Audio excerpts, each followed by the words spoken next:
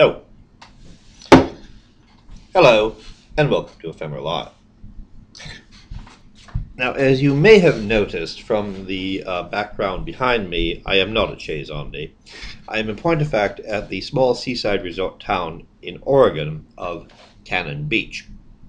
This is because the Zondi family has decided to decamp for the Easter weekend for a bit of well-deserved rest and recreation.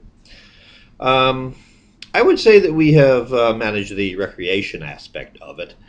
The respite, however, has been a little bit problematic because we have been faced with a weekend of gale force winds and driving rain that was so bad that at some point it was like driving through a river rather than along a highway.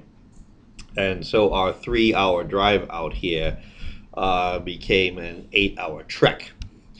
Now, Cannon Beach, nice little town, if I do say so myself. All sorts of jolly nice little resorts, hotels, boutiques, restaurants, and all sorts of little things to do. And it also has a rather famous, at least locally, landmark known as Haystack Rock. That's about 217 feet of igneous rock, which faces some truly Byron-esque scenery with this seascape, which never seems to be in anything else except perpetual tumult.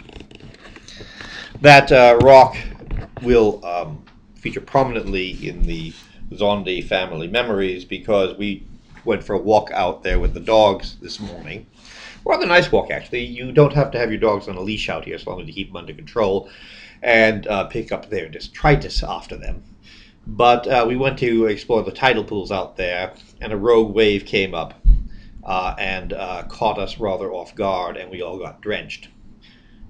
Although in my own defense, I did see the rogue wave coming and hightailed it back to high ground while wife and child stood and watched it coming in, so I had to go back out and got drenched anyway.